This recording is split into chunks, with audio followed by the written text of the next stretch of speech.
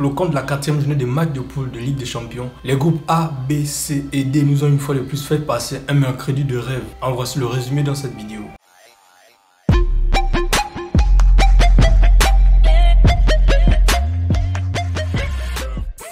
Salut à tous les gars, j'espère que vous allez bien. Alors sans tarder, on commence tout de suite par le groupe A. C'est le groupe du Paris Saint-Germain, du Manchester City, du club de Bruges et de Leipzig. Bon, le premier match est celui qui a opposé le Paris Saint-Germain à Leipzig. Franchement, je n'ai pas reconnu le Paris Saint-Germain du tout. Une fois de plus, le club de Leipzig nous a montré qu'il ne suffit pas d'avoir des grands noms pour jouer au football.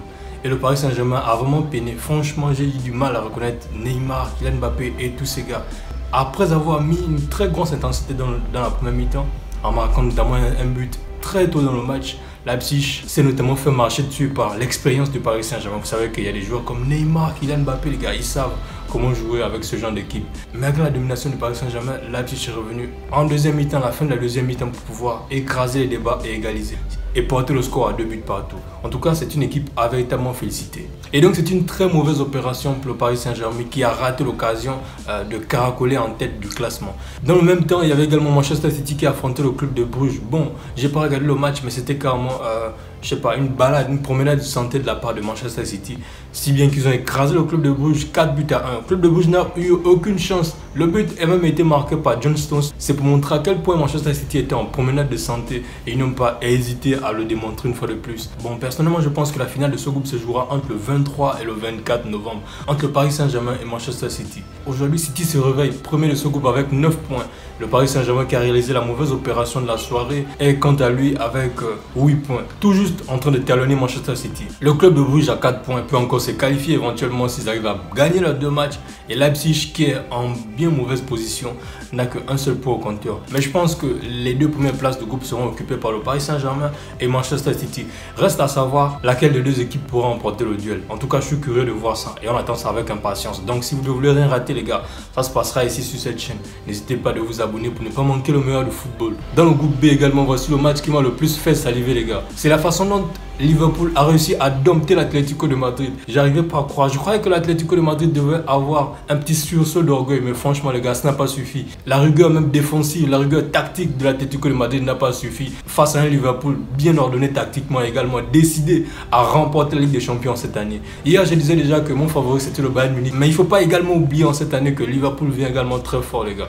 Et bien évidemment, c'est Liverpool qui a pu survoler les débats. Franchement, j'ai passé une magnifique soirée devant ce match-là. Je me suis délecté devant ce genre de match, les gars. Très bonne opération de Liverpool qui réussit à gagner ses 4 matchs, qui fait 4 sur 4 et réussit à rejoindre le Bayern Munich et la Juventus de Turin parmi les équipes déjà qualifiées pour la prochaine phase. Et donc je suis sûr que le prochain match ils feront tranquillement tourner sans aucune pression parce qu'ils se battent également en première ligue. L'Atlético de Madrid malheureusement n'a pas réussi à faire grand chose mais peut encore se qualifier si bien qu'ils ont 4 points et il reste encore 2 matchs les gars. Le deuxième match c'est celui qui opposait Porto à l'AC Milan de Zlatan Ibrahimovic. Zlatan débute sur le banc mais à son entrée il ne peut rien faire, il ne peut constater que les dégâts. Si bien que Porto est solide défensivement.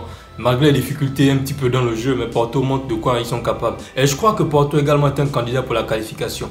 En tout cas, c'est un groupe très équilibré, comme je disais dans une précédente vidéo. C'est un groupe également dans lequel toutes les équipes peuvent se qualifier. Mais il faut savoir qu'il ne reste plus qu'une seule place parce que Liverpool caracole en tête de groupe et s'est déjà qualifié. Et donc dans ce groupe, c'est Liverpool qui a 12 points sans aucun problème, qui s'est qualifié sans aucune difficulté. En deuxième position, on a pour l'instant Porto. Mais attention, l'Atlético de Madrid qui n'a pas encore dit son dernier mot. Sachez que l'Atlético de Madrid était très bien affaibli, ils n'ont pas encore dit leur dernier mot. Malgré leur 3e place et l'AC Milan pour l'instant, tout dernier avec un seul petit point. Le groupe C, celui composé par l'Ajax Amsterdam, le Sporting, le Beşiktaş et ainsi que le Borussia Dortmund. Franchement, hier j'ai encore vu une démonstration offensive de la part de l'Ajax Amsterdam. J'ai l'impression de voir l'Ajax de 2019 et Dortmund qui montre toutes ces lacunes offensives, qui montre qu'en l'absence d'Haaland, plus personne ne pourrait porter peut-être l'équipe. Et ça me fait de la peine de voir ça, ce score de 3 buts à 1. Mais ça prouve à suffisance que l'Ajax Amsterdam se réveille avec tout ce qu'ils ont comme arme offensive. Franchement, Sébastien Haller, et ça fait plaisir à voir en tout cas. Et de l'autre côté également, il y avait le Sporting qui a quasiment écrasé le Beşiktaş, le club turc qui, je pense, est déjà éliminé avec 0 points au compteur. Et donc dans ce groupe, c'est l'Ajax qui est déjà qualifié avec 12 points. Le Borussia Dortmund a également un mot encore à dire, puisqu'ils ont 6 points pour l'instant. C'est également la même chose pour le Sporting qui peut encore. Les 2 derniers matchs seront très déterminants. Et on va terminer avec le groupe D, c'est le groupe du Real Madrid. Le Real Madrid qui s'est véritablement fait peur. Il y a des équipes que j'arrive pas à reconnaître, le Real, le Barça, l'Atlético de Madrid, plusieurs équipes là, je ne sais pas exactement ce qui se passe. Bien sûr qu'il y a les résultats, le Real ils sont deuxième en Liga et ils sont presque qualifiés, ils ont 9 points. Mais dans le fond du jeu, il n'y a rien d'exceptionnel les gars.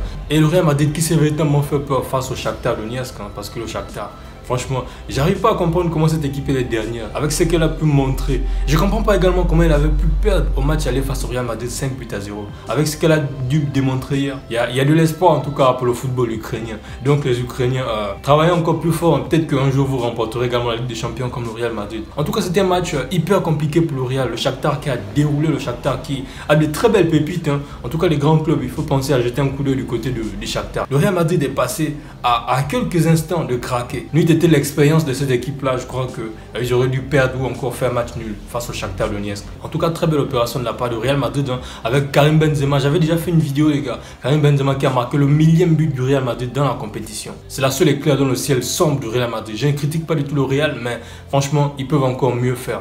Mais défensivement, ce n'est pas du tout solide. Ça ne m'inspire pas du tout confiance parce que on a vu avec les fulgurances du Shakhtar, ils arrivaient facilement à percer la défense du Real Madrid. Mais offensivement, ça peut aller puisque vous avez un Benzema au top de sa forme. Vous avez un Vinicius Junior.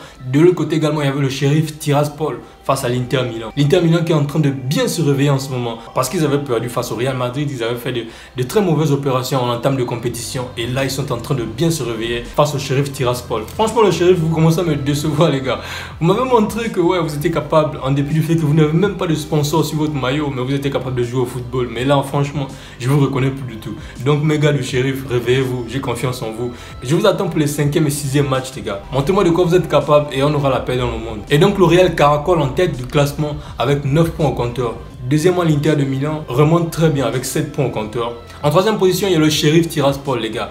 Le Sheriff a 6 points. Franchement, ils ne rigolent pas, ces gars. Je suis sûr que s'ils ont une occasion de gagner ou encore de faire un match nul, de toute façon, ils peuvent encore se qualifier. Et ce serait une très belle surprise. De toute façon, moi, j'aime quand il y a des très belles équipes qui viennent bousculer la hiérarchie comme ça. Et en dernière position, le dernier de la classe, c'est le Shakhtar Donetsk. Et pour le compte de cette journée, les 2 équipes également qualifiées, c'est l'Ajax Amsterdam et Liverpool qui ont su écraser les débats et qui n'ont laissé aucun petit suspense. En tout cas, on se donne rendez-vous pour la 5e journée, le 23 et le 24 novembre 2021. Donc, n'hésitez pas de vous abonner si vous ne voulez pas manquer les prochaines vidéos de ce genre, les gars, parce que c'est ici qu'on débriefe le football, c'est ici qu'on parle du meilleur du football. Je vous remercie d'avoir suivi cette vidéo. Si vous l'avez kiffé, n'hésitez pas de liker, n'hésitez pas de partager avec vos amis passionnés de football. On n'hésite surtout pas de s'abonner, les gars. On se donne rendez-vous dans quelques jours pour une nouvelle vidéo. D'ici là, n'oubliez pas l'essentiel, les gars, gardez le sourire et vive le football.